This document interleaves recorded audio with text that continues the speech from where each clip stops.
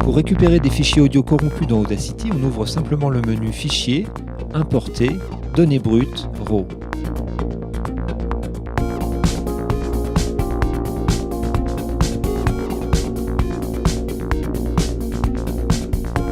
On a vu que pour récupérer un fichier audio corrompu, il fallait fournir quelques informations.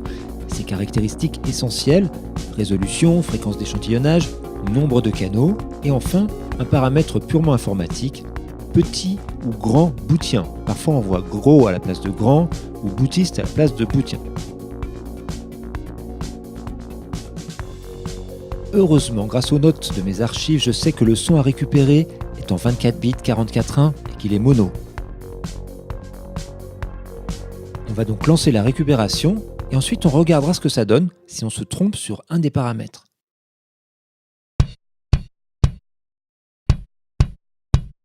Le son est un peu brut, mais c'est exactement le son d'origine que j'ai retrouvé en renseignant ces paramètres. Maintenant, imaginons que je me sois trompé en renseignant ces paramètres. Par exemple, je déclare que le son est en 16 bits alors qu'il est en réalité en 24. Voilà le résultat.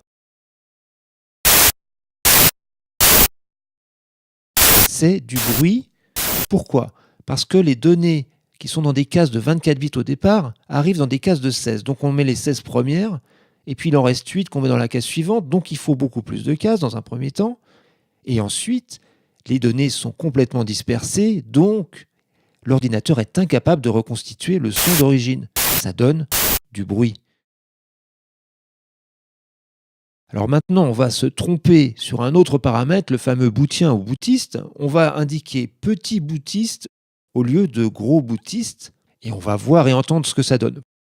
Comme ça, si on se trompe une prochaine fois ou si on retrouve un fichier dont un seul paramètre est corrompu, on pourra peut-être deviner lequel.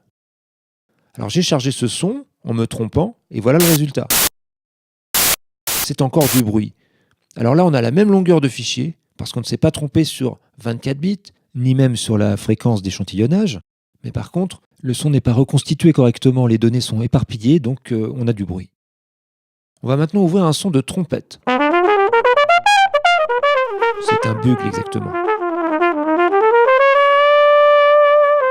Donc voilà l'enregistrement original, c'est en 24 bits 44.1. Et maintenant on va tester les paramètres restants.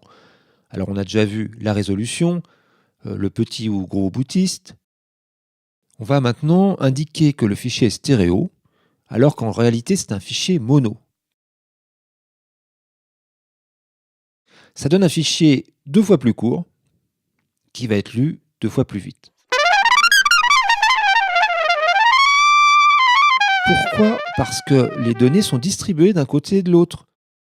Comme il y a 2 canaux, on prend une donnée, on la met à gauche, la suivante à droite, et ainsi de suite. Résultat, le fichier final est 2 fois plus court. Les données sont partagées sur 2 canaux. Et quand c'est 2 fois plus court, un son, il est lu comme 2 fois plus vite, comme si un disque vinyle tournait 2 fois plus vite. Reste un paramètre, la fréquence d'échantillonnage. Là, je vais indiquer 48 000 au lieu de 4400. Le résultat, c'est un fichier un petit peu plus court et un peu plus rapide. Écoutons. Je vais vous faire écouter d'abord le fichier original rapidement.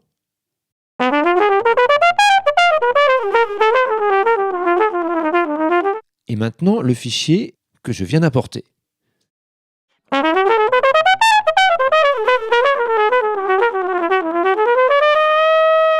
On a donc un fichier un petit peu plus rapide, mais là, c'est assez subtil. Donc, sur de la musique, s'il s'agit d'un musicien, il va se rendre compte que c'est pas la tonalité d'origine, et que c'est même pas sur une note juste d'ailleurs.